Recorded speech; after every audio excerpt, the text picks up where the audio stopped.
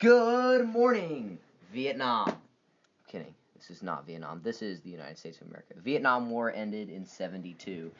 It is actually April 20th, 2018. Hitler's birthday. If I remember correctly. Yes. April 20th, 1889 in Austria. But we're going to get to that later on as we talk about Hitler and all kinds of other things that might make you feel uncomfortable. Okay, we are going to go on to the weather now. It is partly cloudy skies with a high... They'll be on the range of death. Okay, so now we're moving on to the real good stuff. The Battle of the Books. This is what you guys look forward to, and we're now getting right to it. Yes. Liam, why don't you start talking about this?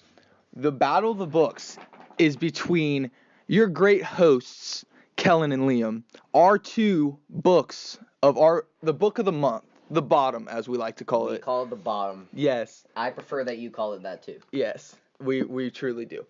So, today we will be talking about each other's books, and you guys will have a chance to vote on which one is better. Gotta keep it educational. So, yes, please take in mind how great this will be. And you guys just need to take a moment to realize that my book is better than Kellen's. Bet, Liam. Okay, we'll keep going. Let the viewers make the decision, guys, alright? Okay, sure. We'll keep going then. So, we will first talk about the summary of Kellen's book, which is also not as good as mine. Bet. If I have guys, to say it again. Don't listen to this tyrant. Just decide for yourself. This is a free country. This isn't Vietnam. Speaking of tyrants, let's talk about the Nazis in your book. Bet, Liam.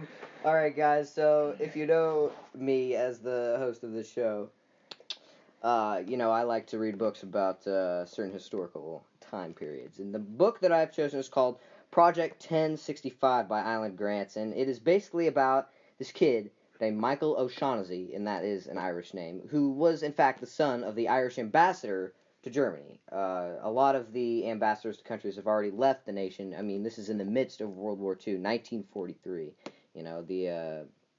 Russia is already at war with Germany, and the United States hasn't gotten involved just yet, but they're on their way.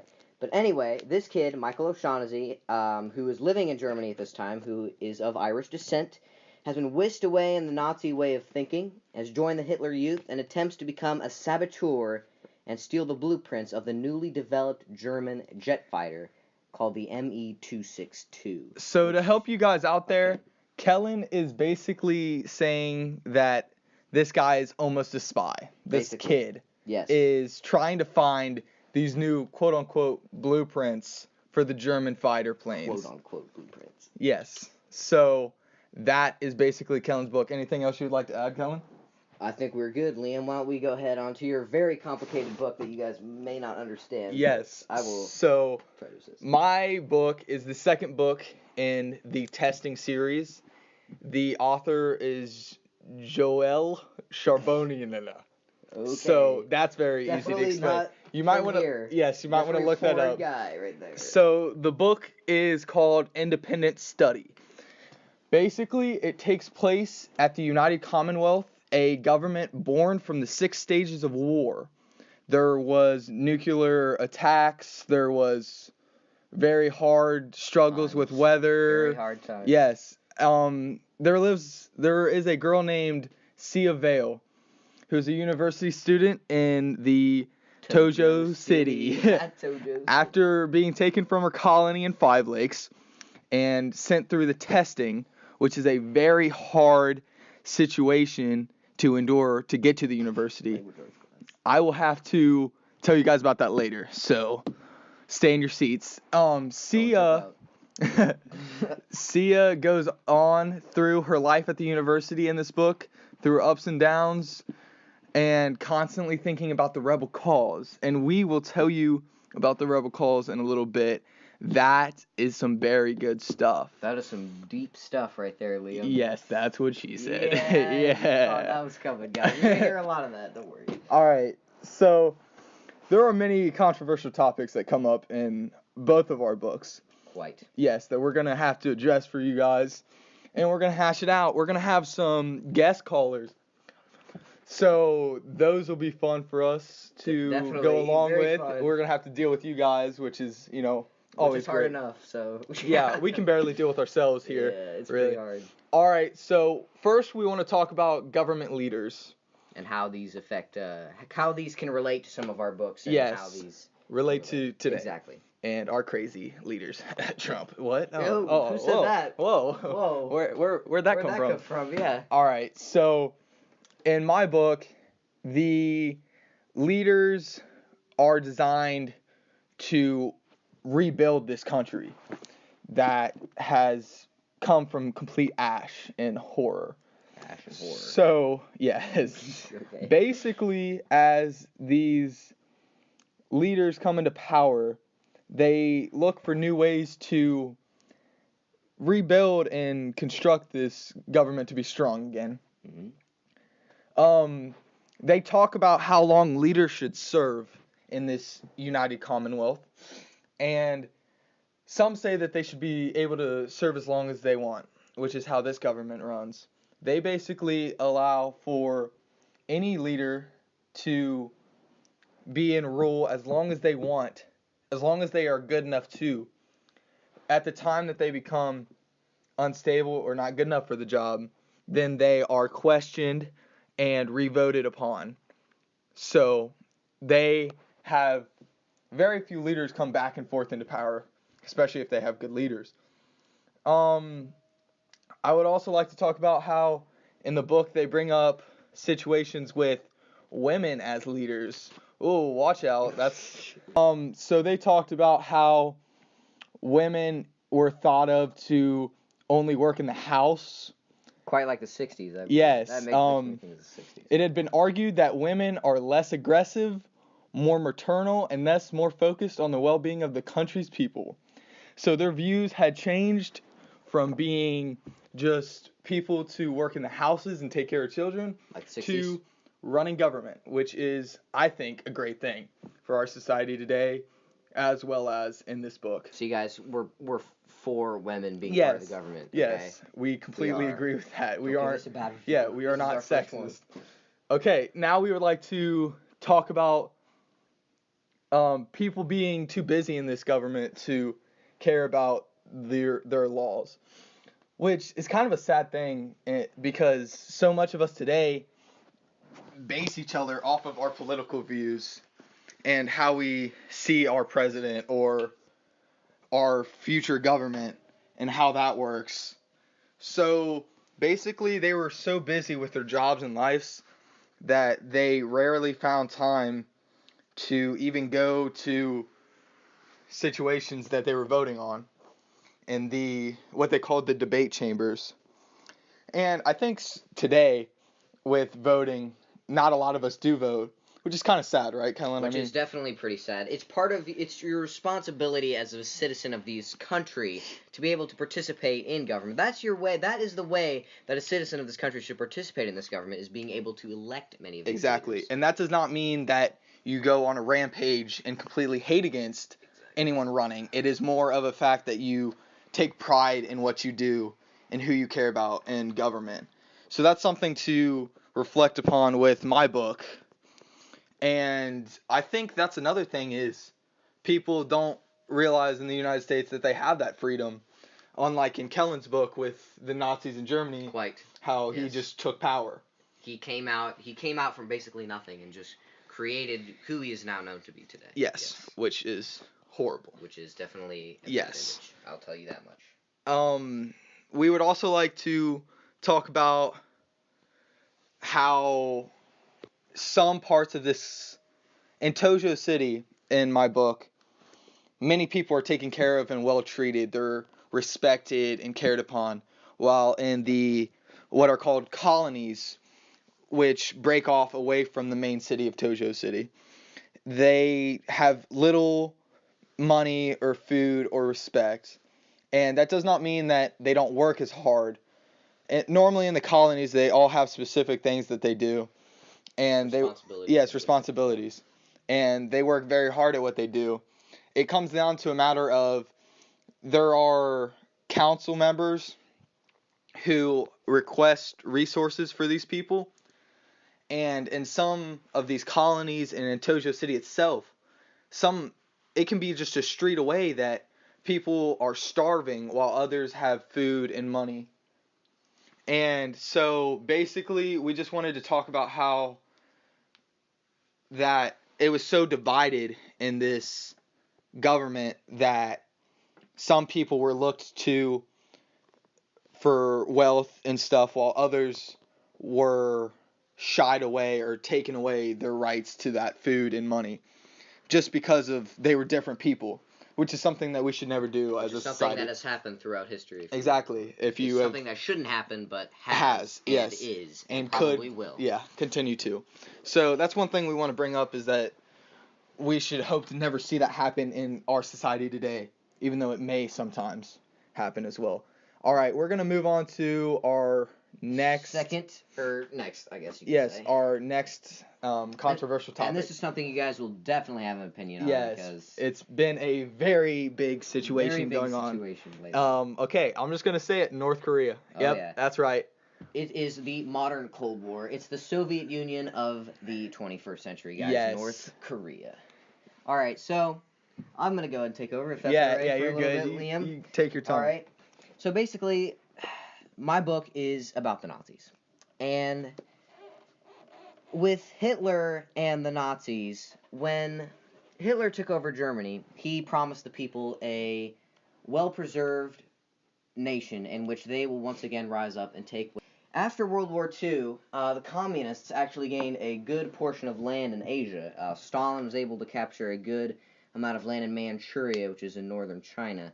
And he was aiming to get control of Japan. However, we beat Stalin to Japan. We occupied Japan until the mid-1950s. Forget the year, but in the mid-1950s. And in the early 1950s, the communists of northern Korea, Korea was actually a united country. United.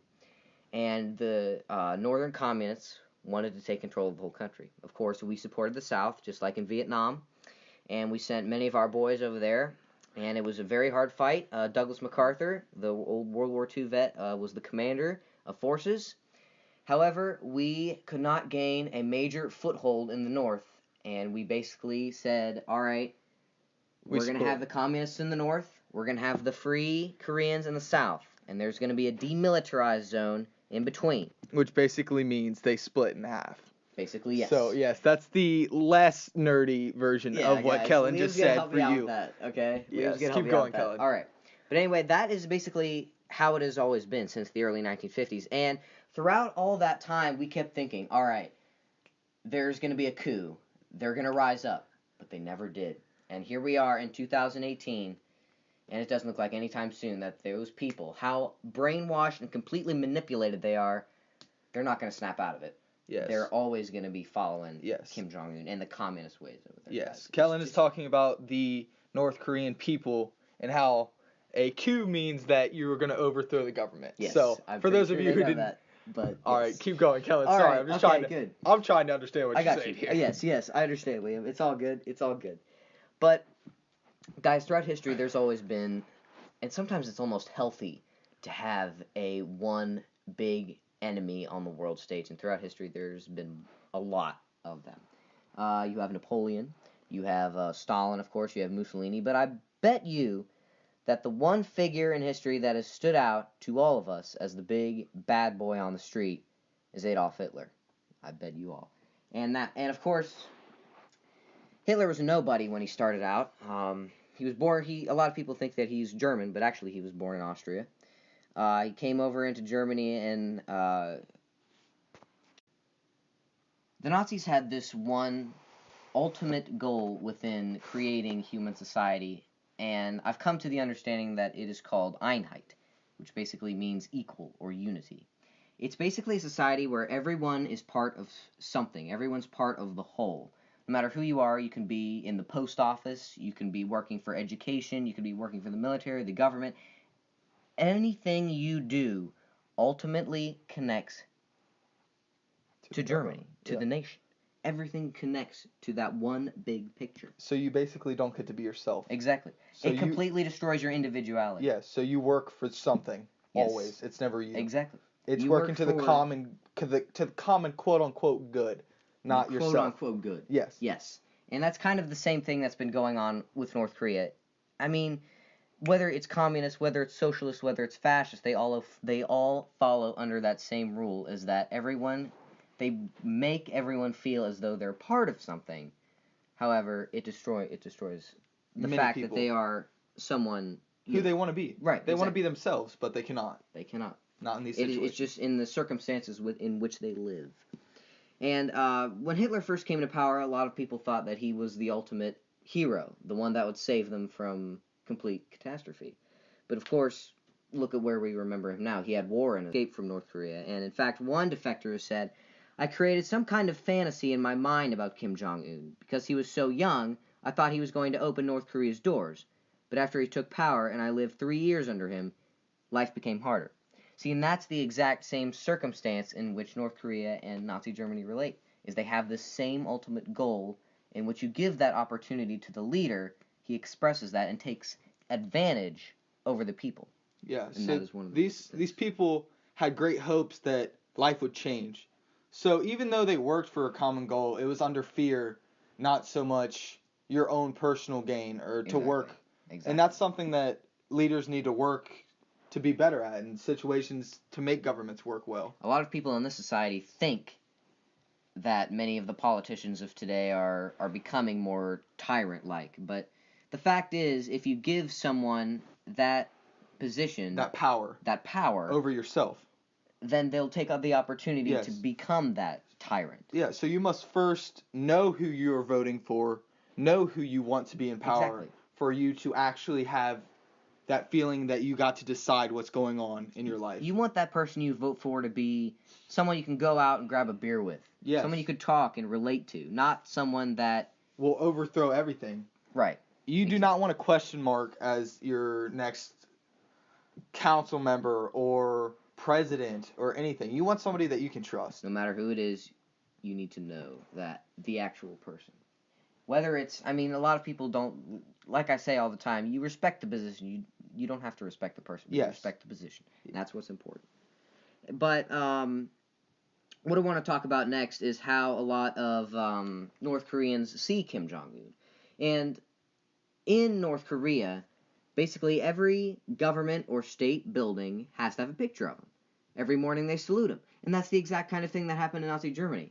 It's not necessarily something that happened in the Soviet Union, because the Soviet Union had a lot of different leaders, different figures. But in Nazi Germany and North Korea, there was always that one big person, that one big figure who is the leader or the complete commander of it all. And in this one article, Life in North Korea, the Early Years, it states, "The child learns that she or he owes everything in life to the immeasurably great men of Pakatu Mountain."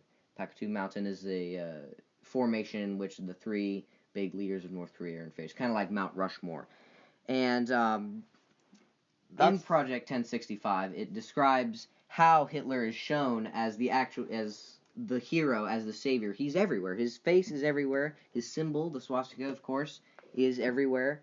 It just goes to show that, you know, if you give someone that opportunity, they'll take advantage. Yes, and it's not that the leader is bad, it's that the idea is wrong. It talked about in one of the other comments from the Washington Post, it said the whole economy was thrown off, that one person who escaped from North Korea said this: "The salary for a doctor was about 3,500 won a month.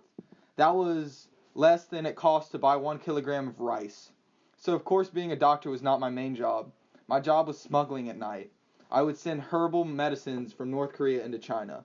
And with that money, I would import home appliances back into North Korea."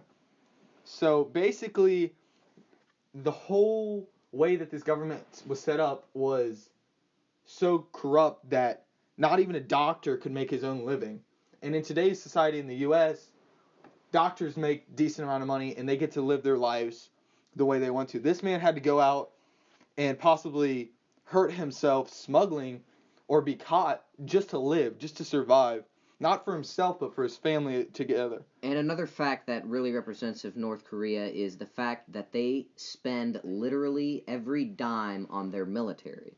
And that's the same thing that happened with the Soviet Union. That's why the Soviet Union fell apart. They went bankrupt.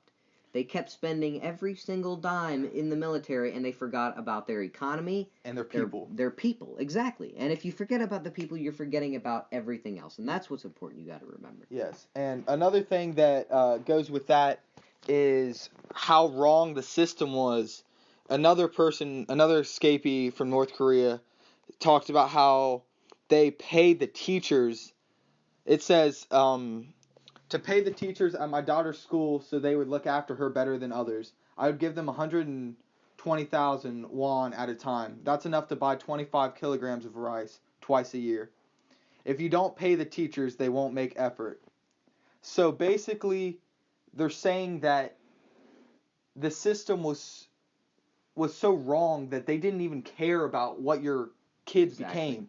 As long as you still worked for the same common goal, which was to give money to North Korea to engage in their weapons or to help with something with that. They didn't care about you. You were a person to them. You weren't even a person to them. You were like a number or another way to gain money. That is how they actually look at people. They have an identification number. They hardly know your name. They just see you as that number, as an asset that just gains more influence into their They saw you as another society. person in their military. They saw you as another revenue for their military weapons. Literally, everyone is required to join the military. Yes, it's literally how it works. The system there is so wrong. Exactly. And that's the same thing that happened with the Nazis and Adolf Hitler. Exactly. In Kellen's book. Exactly. And back to the head of figure. In Project 1065, it states, "It is your God-given duty to bring order to this wicked world by dying for your Führer." And that is literally what they believe, that it was right to die for the Führer. It is right to die for that figure. They don't exactly understand why. It's just always what they've learned and always what they've been forced to learn. And that's what's... Yes, you're pushed to do something that you don't even understand what you're doing. You're being pushed into a situation that you have to do, that they push you so much as to say that you should die for something that you don't even represent or understand what you're representing. And that's going to get to another controversial topic. Yes. Talk about helicopters. Yes. So, real quick before we move on, this also ties in with my book about how my main character, Sia, she is so scared to make a mistake in this testing or at the university because she's afraid it'll affect her family. And that's how it worked in North Korea, was that you could do something wrong and your whole family could die because of something you did personally. And that just goes back to North Korea, how just manipulated that society is. Exactly. And that's how corrupt this United Commonwealth in my book was, that she had to worry about this. And that's another thing, is everybody's been so brainwashed into the idea that everything's going to be okay, that everything is normal in both the United Commonwealth and North Korea. But really, under closed doors, it's not that way. So, Kellen, is there anything you'd like to add before we move on? No, but I would like to add one more thing to what you were saying about the closed doors, and that's another thing that was happening in my book with Nazi Germany, is they would not let the people know that they were losing the war, to help, because if they actually would let that kind of news their hope is gone. The German soldiers who were positioned in Russia, and if you know your history, of course, that Russia was one of the worst fronts to be on for Germany, Nazi Germany literally had people that would check the letters sent back home from the German soldiers, checking to make sure that there was no influence over, like, oh my gosh, we're going to lose. I'm going to die. Exactly. Here. For something that I don't believe in. But sometimes they would have it smuggled back, but it was very hard to do. It was a rare occasion. Exactly. All right, so we're going to move on to our third controversial topic, which is modern warfare. Oh boy. And so, all right. Yeah, so we're just going to bring that up next. Definitely, yes. Okay. So, guys, there's always been warfare, and in Project 1065, I know, I got you. Guys, first of all, I just want to verify, modern warfare, we're not talking about the video game, okay? We're actually being serious. We're talking about warfare. Sorry, guys, that was Kellen's inner nerd coming out. Speaking of coming out, Kellen, how about you come out of the closet? Oh, What? Oh. We're trying to keep it PG here. Okay, whatever. Jeez. I'm sorry. That just. All right. You just want to get bad reviews on this, Liam? Okay. Gosh. Let's move on. All right. Modern Warfare. Let's get back to the actual stuff. Yeah, go ahead. So, Kellen, I'm going to let you start this off. Sure thing. I'll take off. Let's go.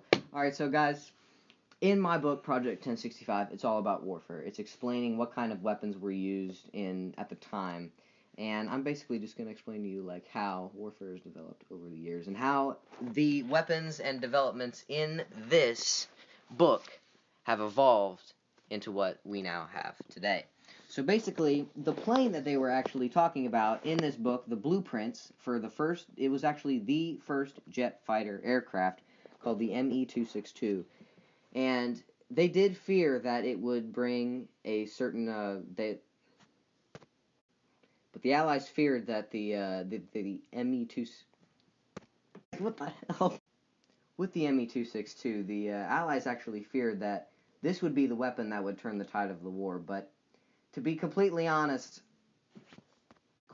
I'm so unprepared. Give me this thing. You're unprepared? Yeah. Wait, click on that. Is that what you need? What do you need? No. Okay, what do you need Where's here? my phone? I don't know, it just buzzed too. Oh, my mom's texting me. Hold on. Pause button. No big deal. That was... But the ME-262 was definitely a weapon that the Allies feared would help turn the tide of the war against the Allies. But the fact was that the amount of bombing going on at the time, and which is definitely mentioned in Project 1065, was definitely keeping the ME-262s from being manufactured in mass numbers. I mean, in my book it says, in a few weeks, a few days maybe, British planes will fly over it and do this as the bombing, the flames, the complete destruction the Allies were bringing upon many of the factories in Germany at the time. And even in a National Review article from 2015, it says, deaths and casualties were even greater in World War II, in which aerial bombing vastly increased the number of civilian deaths, and America's development of the atomic bomb made weaponry even more deadly. So it definitely, this book, Project 1065, it tries to create the illusion that the ME-262 would definitely bring destruction, and it did.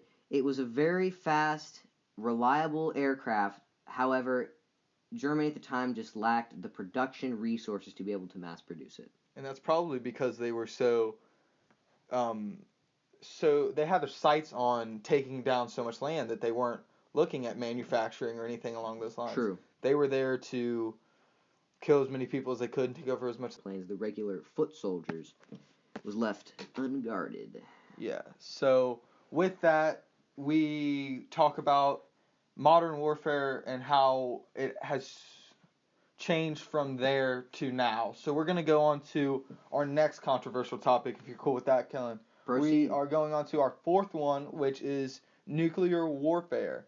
And I think I'm actually going to start off with this one, Kellen, if you don't mind. Yes, because I believe your book does face a good proportion of this topic, does it not? So, the United Commonwealth, as I had said before, was a government created out of the ashes of these wars. And basically, leaders had they'd become so powerful with their nuclear weapons that at the slightest amount of anger and rage that they started wars that had so much nuclear action going on that it tore apart all of the world. It completely changed everything, the whole landscape, the weather completely changed. There was earthquakes.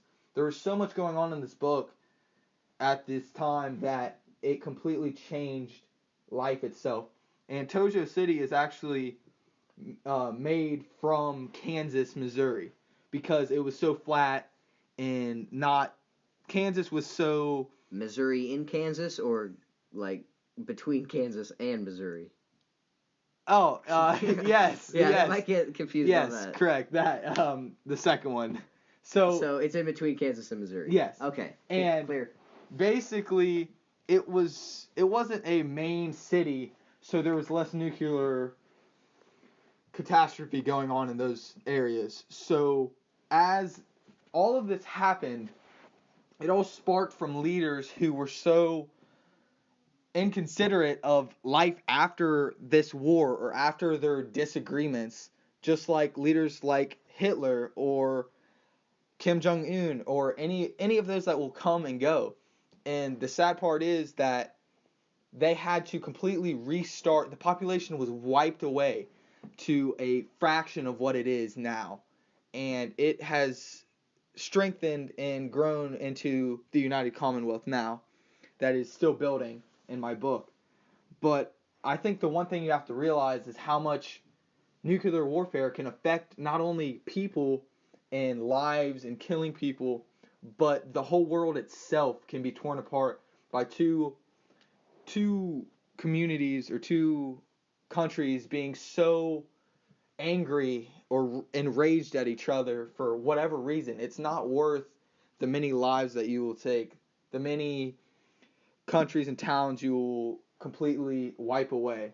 And you'll find in... Sorry, Liam, if you want to... No, you can keep going. I was just going to say, and you'll find in history that when the economy is terrible and society is at a downfall, it will give rise to new people wanting to claim new titles. And that, I think that's what's going on in your book here with the nuclear war, and that's happening. It just... people will become desperate for new individuals to rise up and gain support. And the United Commonwealth, neither of these books, that has been the past time. The United Commonwealth has risen from the ashes of these wars. And it just goes to show how badly that these nuclear wars could be. Complete nuclear fallout. Yes, it can completely change our world forever. So I'm going to give it back to Kellen at this point and let him go with this for a little bit. You have the floor, Kellen. I have the floor. All right. So, with nuclear war, guys, it just goes to show that when a new weapon of mass destruction is created, it definitely goes high in demand. When we actually came up with it in World War II, of course, that's how we defeated Japan. Russia sent hundreds of spies over here to try to gain the blueprints in order to build it, which is kind of what happens in Project 1065. Yes, with the spy child. With the spy saboteur, yes. Irish ambassador's child. Yes. And his name was... Michael O'Shaughnessy. Michael. This is what name. A savage spy. I say indeed. But with a lot of people just underestimate the sheer power that nuclear weapons really possess, and especially today. It's not the Cold War ended in the early 90s, and it's definitely cooled off, but I think the government's definitely been trying to hide something that's been going on, definitely in Russia and definitely in North Korea, both on the eastern side of the world. It's been definitely rough. Yes, all countries are hiding their power, even from their own people, which is sometimes scary to us. It even happens in the United States. Yes. All the time. But we don't even know it. But we have to understand that as long as we take precaution and don't make irrational decisions off of being angered at somebody or some situation, then we should be completely fine, hopefully. Hopefully, indeed. Hopefully. You have to be logical and you have to be rational. Which means you have to first get rid of tyrants and ludicrous people. Ludicrous people. Yes, exactly. There you go. So, if we could, we're going to go on to our next controversial talk, which is talking about how, going off of modern warfare and nuclear warfare, we're going to talk about... off a little bit. Let's move away from It's kind of... Yeah. It involves helicopters, but it's actually helicopter parenting. Right. So, we're going in a new direction here about how people as individuals, in your youth, how your youth can be important and how you are raised, how that can affect your individuality as you grow up and become someone who can, an individual person in society. Exactly. How growing up and being how yourself. You're raised can definitely affect that. Exactly. And that's, so far we have talked about our nations and communities as a whole, but now we want to take a moment to look at individuals as themselves, the real, true people themselves. And many people, like in Kellen's book, the other Hitler Youth child who was very Yeah, Kellen, you take over here. Better, yes. Yeah, because I don't know too much about it. Go on. All right. In Project 1065, Michael, of course, is the spy who tries to steal these blueprints of the ME-262, which means he is basically anti-Nazi. He's against it, yet he pretends constantly to be for it because, of course, if you show any sign that you're against the Nazis' sheer power, then you will be executed. So he's forced to being part of the Hitler Youth. He's part of the Hitler Youth, and he befriends this one other Hitler Youth member named Fritz, who is a Nazi radical. He's pro-Nazi, he's all for it. And he is the wielder of these blueprints. So it is Michael's goal, essentially, to get to know Fritz well, get to know him as a friend, so he can get his hands on these blueprints. And Michael, he was raised in Ireland. He was not raised in Germany, so he knows the differences between Nazi Germany. He's seen the outside world. Fritz has not. He's been growing up in this Nazi Germany, this bubble, this concrete bubble from the rest of the world. And that is all that Fritz knows, is death, destruction, and genocide. And that's totally from his parents as well as the government itself. Definitely. So to go back with helicopter parenting, we want to talk about how some people and a lot of people actually have to deal with these issues with helicopter parenting that completely change the person they want to be. No matter what you want to do in your life or who you want to become or how you want to help society, you must first make your own decisions. And that is hard for some parents to let their children go that way. And it can greatly affect children's lives as they grow up and try and make decisions in their own world when all they have known is how their parents view life. Exactly. Yeah. Parents need to realize that if they want their child to be responsible, then they need to position themselves to get their child into circumstances that will have them be responsible in the future. And that's what's important. If you give your child everything from the start, they will expect that life will give them everything from the start. And that is the wrong path to go off on. Yes, and an article by David Wolf, he talks about the effects of helicopter parenting.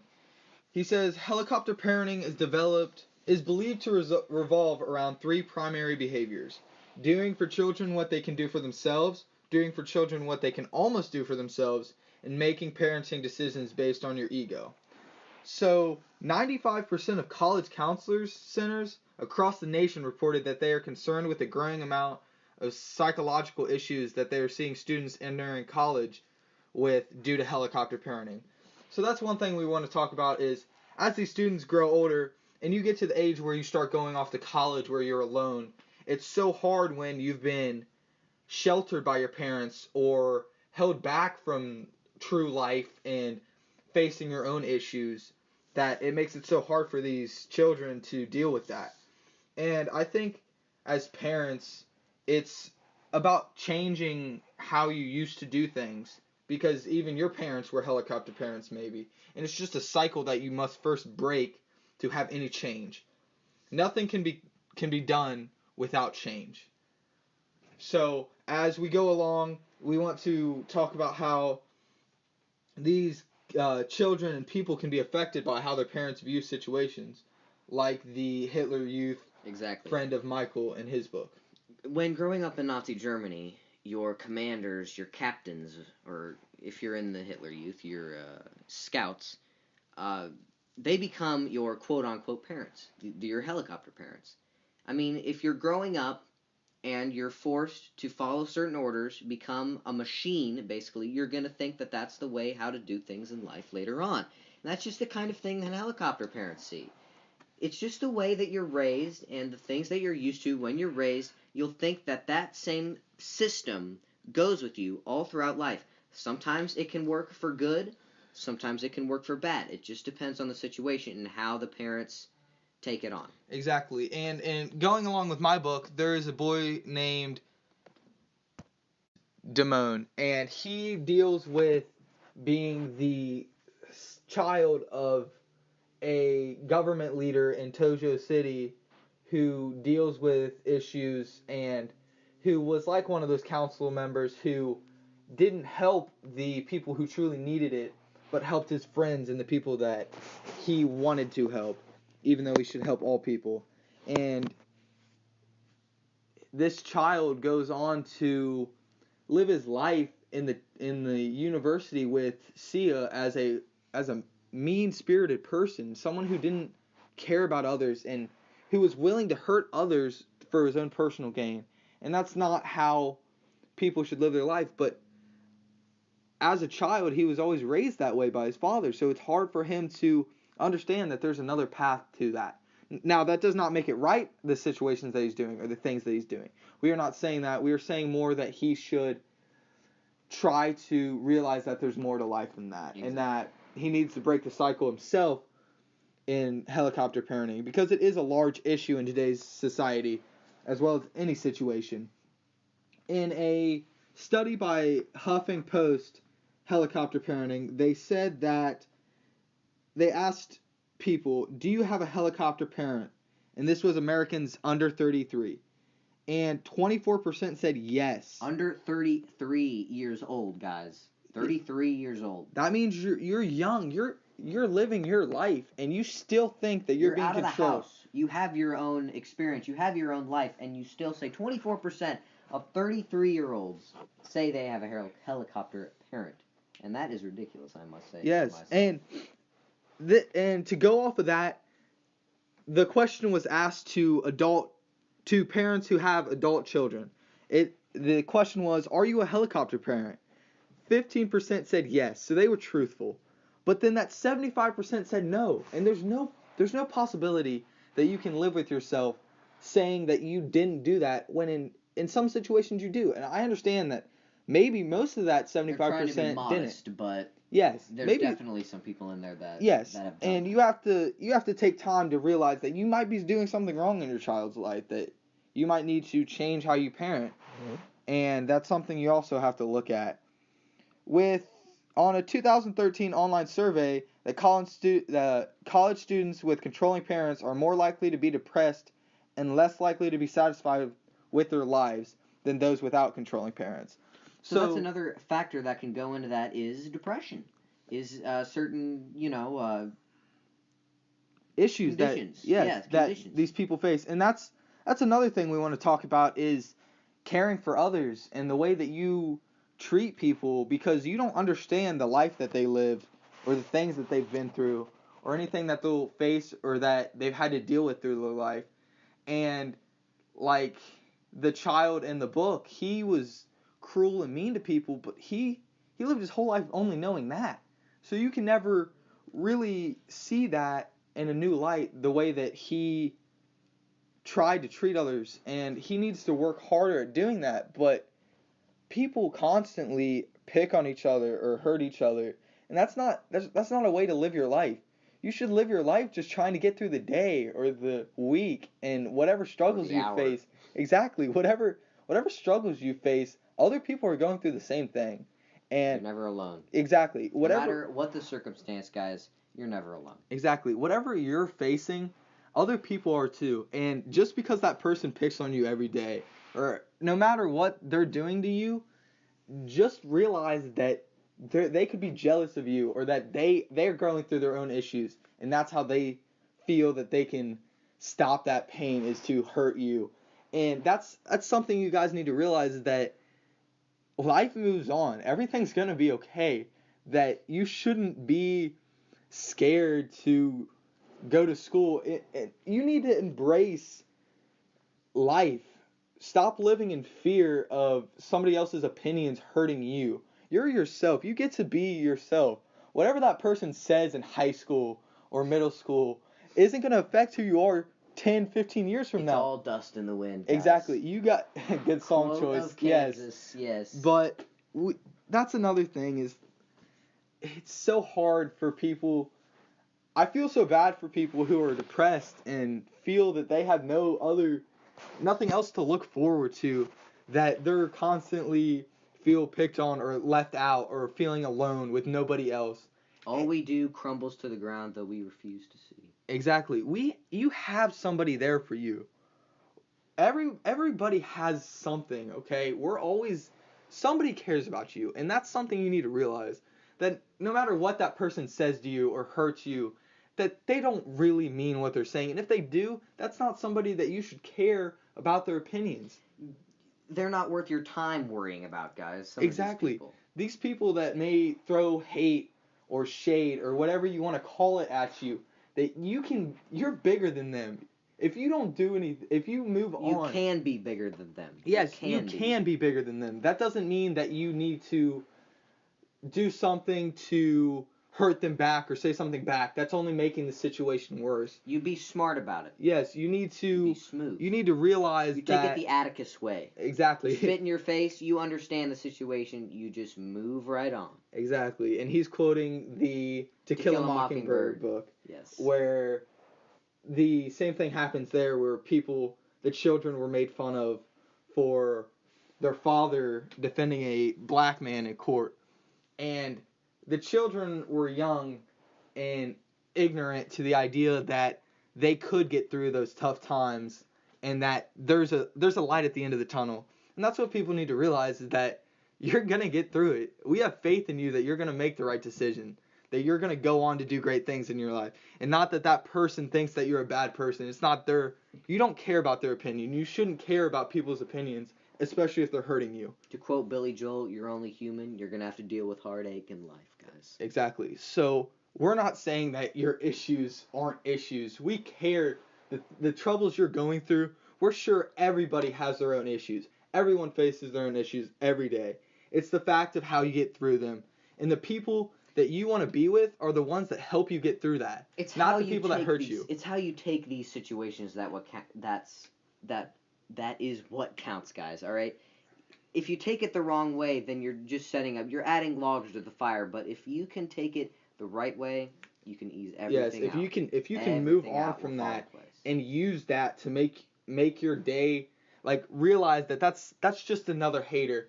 The farther you go in life, the bigger you become, the more people that are going to hate on you. That's how it works. You're going to find more people that disagree or are jealous of you for whatever reason. You have to get through that and realize that something is better. It's going to move on. It's going to be okay. And that there are people there for you constantly. And that brings us up to our next topic that we want to talk about, which is suicide. And this is a big one, guys. Yeah, this is very big. This is sad. This is some of the situations that people put themselves in because they feel they have no one else is so sad. And we want to bring up some facts right now about these. Nearly 30,000 Americans commit suicide every year. 30,000. That's 30,000 lives that lost to their own hand. Exactly. For reasons unknown most of the time. It's the hate that they feel, the loneliness that they have no one else. And that's what you guys have to realize, is that you're never alone. Not even if that day that you're going through all these struggles and you realize that there's nobody else out there, or that you feel that nobody else is out there to care about you, there's always going to be somebody there for you. Okay, you need to realize and understand that we care. Everybody cares about you, and that you should never hurt yourself because of someone else's opinion on you. That you are a strong person and that you can get through whatever the hateful things they're saying. Whatever they're saying shouldn't be something that changes the person you are. In the U.S., suicide rates are highest during the spring, and we actually don't know why that is, but I mean, it's kind of a sad fact. It's the fact that I think spring is the time of everything coming back to life. You see the trees coming and back you realize out, that and you just become more depressed, I think. Yes. Because you see everything else around you is growing, falling into place, and some people but may you feel hold you inside down. of you that you don't feel the same. Exactly, and you need to realize that you're a great person. Whoever these people that hurt themselves, we feel so bad for them that they felt that they should hurt themselves or take their own lives. Suicide is the third leading cause of death for 15 to 24-year-olds, and the second leading cause of death for 24 to 35-year-olds. Let's not forget that helicopter parenting plays a major factor in this controversial topic. Yes, if you feel that all you do is for your parents, or that you have no purpose except to help your parents, or that you don't get to be yourself, I think that's one of the main things that goes into that, is that people can't feel that they can't be themselves because their parents don't agree with it, or because the kids at school make fun of them, or whatever your situation is that you're hurting yourself because of that, that shouldn't be a factor in being yourself. You should always be yourself no matter the situation, because whatever you are, whatever you want to become, I'm sure you can do it. It's a matter of you having faith in yourself and not seeing the hate but seeing the good. On average, one person commits suicide for every 16.2 minutes. That is, I can't even explain to you how sad that is. That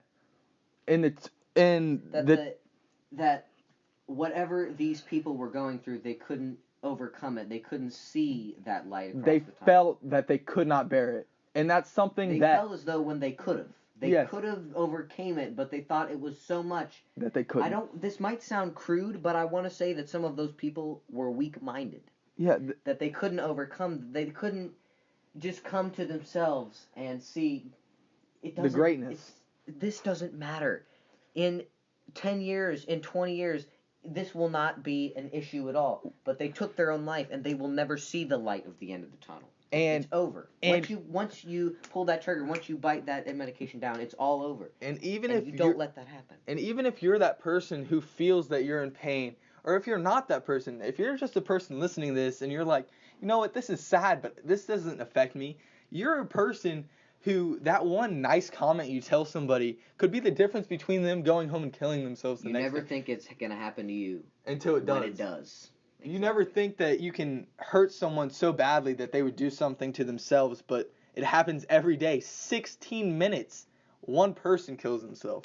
And I don't want anyone out there to be the reason somebody kills themselves, or to kill themselves because you feel that somebody else did something to you, or that you can't do something yourself, or that everything's stacked up against you and there's no reason to keep going. Because there is always going to be a reason to keep going, people. There's always a reason. There's always people. There is one suicide for every 25 attempted.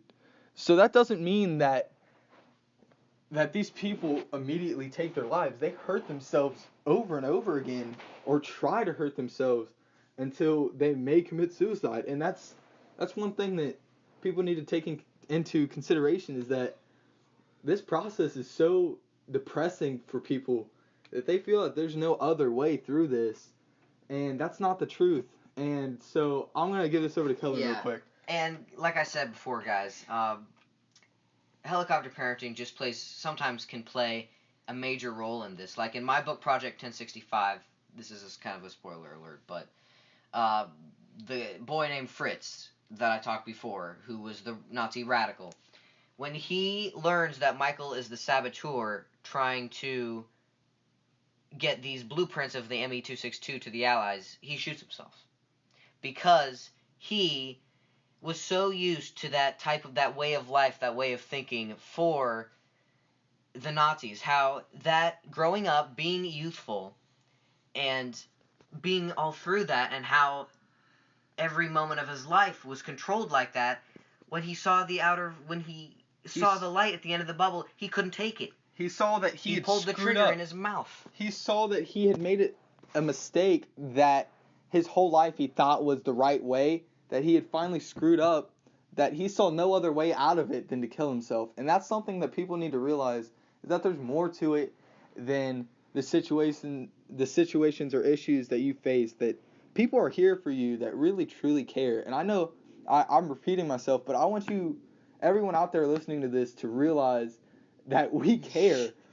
Crazy people, crazy talk show guys crazy like weirdos like us. Yeah, we care might about not sound you guys. Like it, but we do. care, and that you're never alone, and you can always talk to us, and that we always want to be somebody that you feel that you can talk to, even if you have no one else. And that's another reason I feel that suicide is so high right now, is the fact that people feel that they have no one else, and that's so depressing, and it saddens me to say that.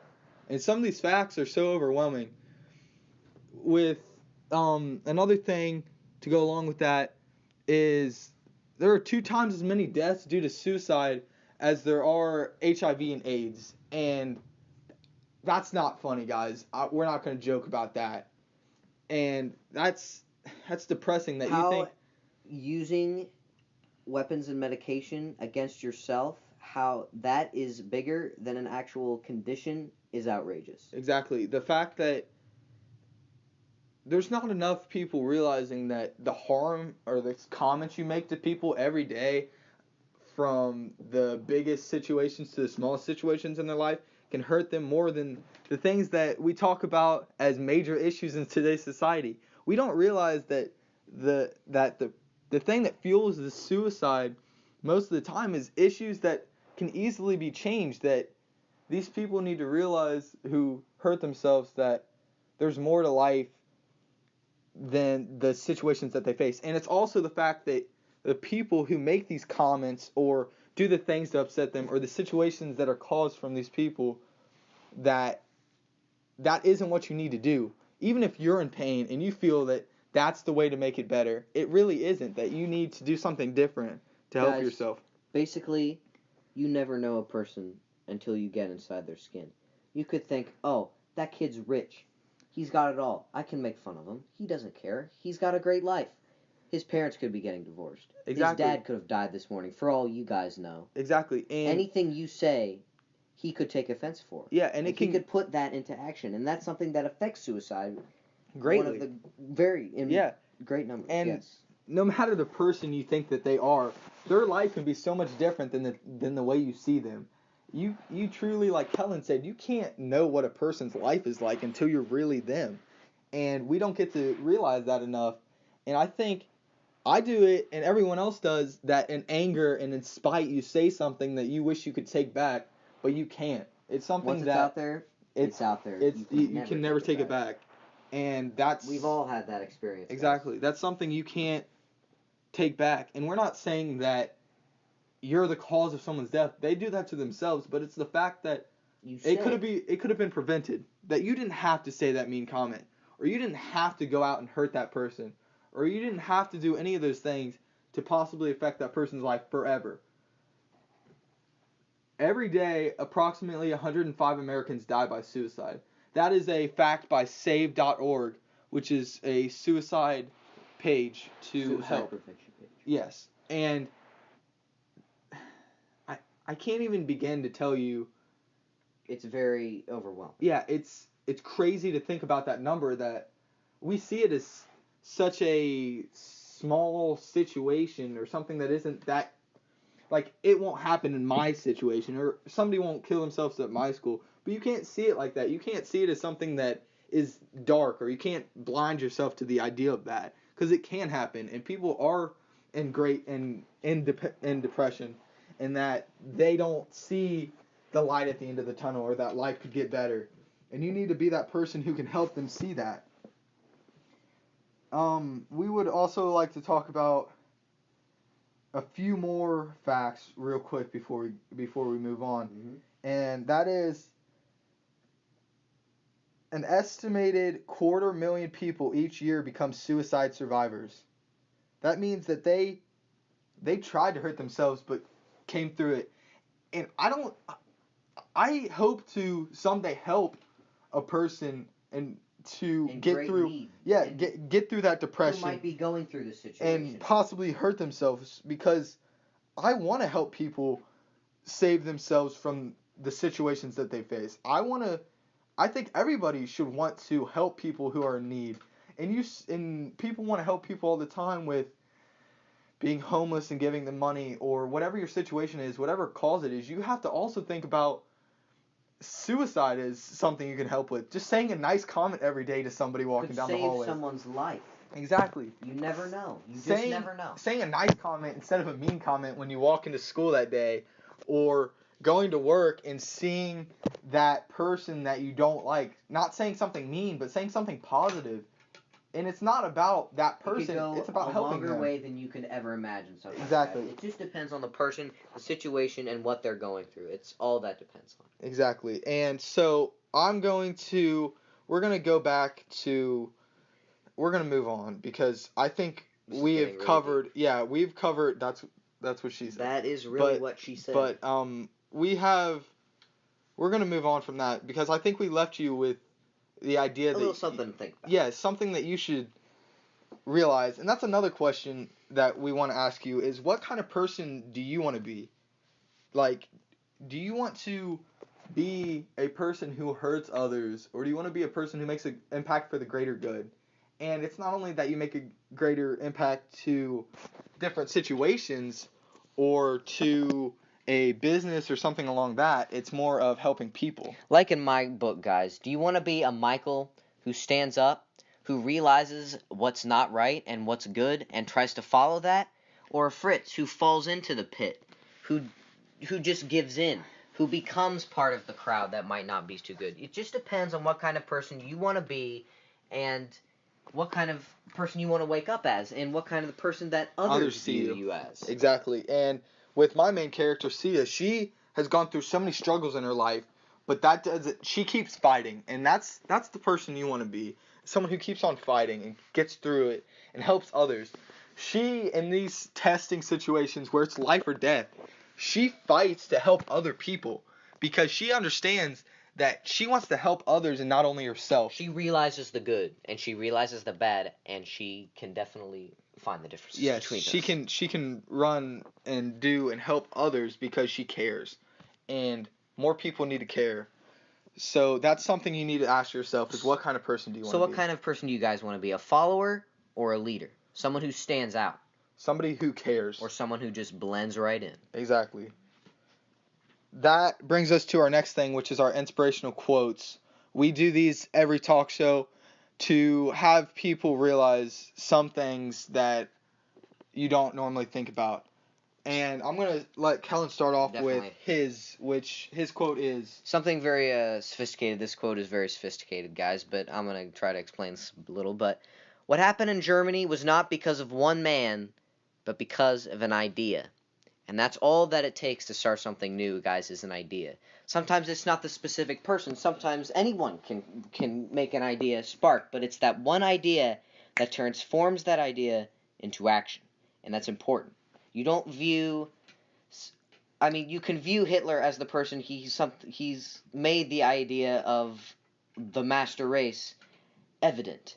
But it's that idea that sparked him. It's that vision that made him want to do that. And that's that vision can be caused by pain or suffering or something that he went through, that he sees this new way of living life, that might not be the correct way, which wasn't the correct way to live life. So I'm going to go on to my quote, it's from the independent study, and Sia says, she states this: "I know it doesn't matter whether we are dead or alive, we are better off because we are free." And those are powerful words, and you have to realize that unlike the people in North Korea or anyone like that, the Germans who followed Hitler, they did not realize that they were imprisoning themselves and they were not free anymore. That they fought for something that wasn't freeing to themselves. They saw him as the savior, but really, he was the warden of the prison. Exactly. And that's something you have to realize, is that the United States was born off the idea that we would rather be free than die. We would rather go on to become our own country than to live under Britain and England. And that's the thing you have to realize, is that you don't want to do something when you don't feel free. Life isn't worth living if you can't be yourself and move on. And you have to realize that you can be yourself and you can be whatever you want to be. You just have to fight for it. This country was not born out of followers, guys. It was born out of leaders. Exactly. What do you want to be? So we want to leave you with that again.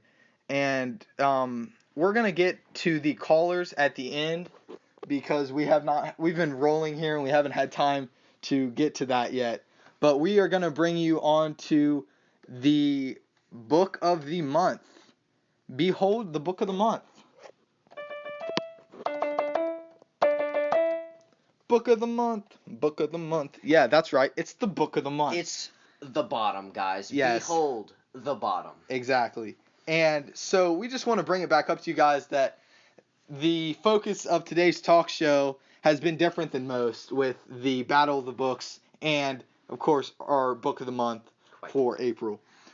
So with this, we want to remind you guys that you guys are allowed to vote on this to decide which book should win the book of the month. Out of what you've heard and out of what we've described, which book do you think you would enjoy most? Yeah. The Independent Study or the Project 1065? Yes, and which one makes you question yourself and makes you want to become a better person? That's another thing you have to realize. Leader or follower? Exactly. And I mean, let's be serious here. It's my book. Anyways, go on. Boy. So you guys can vote on our Instagram page. We will have that up hopefully by tomorrow. So you guys will just vote on our polls on Instagram, and we will have that all set up for you guys if you are willing to vote. I'm going to leave this up to Kellen real quick. Right. Yes. Okay. So now we need to get to our callers, if you guys are okay with that. So we're going to hold off for like 5 seconds. And we will get them online. Yes. And we have our first caller is Betsy. That's all she's given me. Betsy, her name. Go ahead, Betsy. You're on. Hello, my name's Betsy here, and I heard you guys were talking about your inspirational quote with what happened in Germany was not because of one man, but because of an idea. And I'm not sure I totally understand you, Kellen, in the way that you feel that this whole thing is kind of... So, it's okay. Kind of because of one idea. Kind of because... Oh. That's another thing with all these video games and such. They're saying that the idea for these video games are making kids go and do bad stuff. And I don't understand that, because it's not the video games. I love video games. Video games are great. It's the fact that all these kids are bad. It's the person, not the idea, Kellen. Betsy, I completely understand you, Betsy, on that. And I appreciate you for taking the time of your probably not very busy schedule to call us. Where are you from, Betsy? First tell me that. I'm from Iowa, okay? Iowa, where we like video games. Video games are good. Over in Iowa, yeah, they got a lot of people. You from Des Moines, or? You're Des Moines, okay? Okay, well, I gotta go, okay? I'm sorry. You guys talk about this. I'll be listening to it in my car ride. All right, okay? Betsy. All right, goodbye. Good riddance. Okay, so I'll take over for...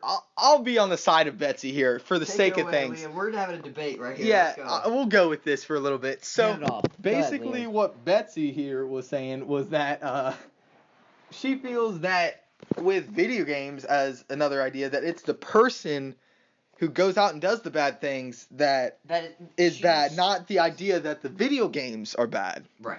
So, basically, I kind of agree with that in the way that she talks about how people go out and do bad things. It's the person doing it, not the video games who make them. Right. That's what she's saying. Is it's the people's fault that these video games are transforming some of these kids' brains that they're watching this. It's the brain. Right. It's your brain or your ideas that make you think this way.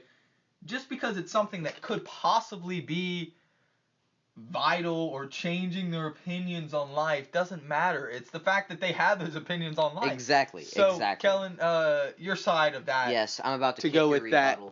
Sure. All right. So basically, guys, I understand where you're coming from. I understand that you think it's the people that are put these plans in action, that they are to blame. But it's the idea, isn't it the idea that transforms the people? If we're going back far enough, okay, hold the phone. Okay, so let's say that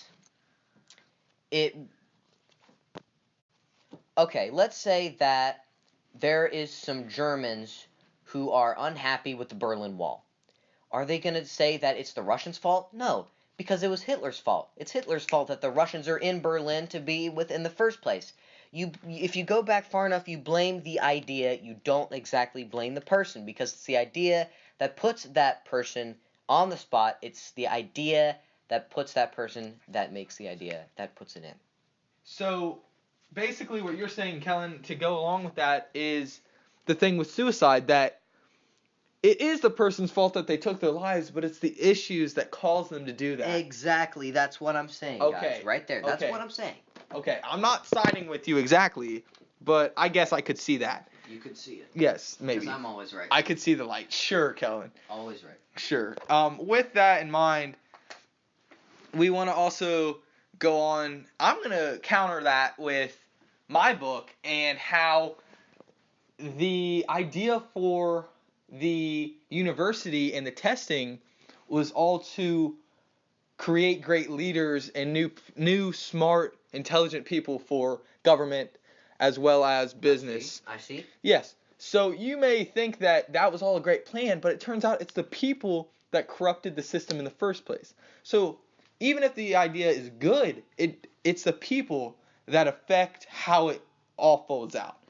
So in my opinion, I think it is the people who are in the wrong, not the idea.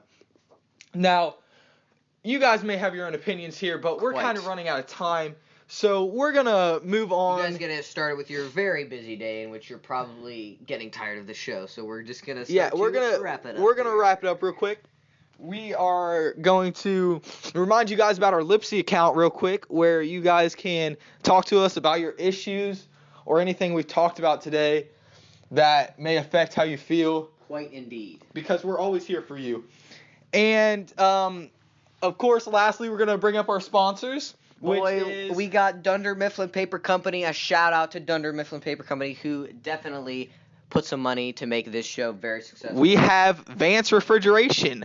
Bob Vance is my man. I love that guy. Are you right, dude, Kellen? He is such a savage. I'll just say that much. And of course, the people who actually built this studio, Pawnee Parks and Recreation Office. A shout out to Leslie Nope. Yes, I hope you get elected. Hope you get elected. You have my vote, Leslie. Yes, you have our vote. And, of course, we're going to end with our closing song. Thank you guys for another great show. Very much appreciated.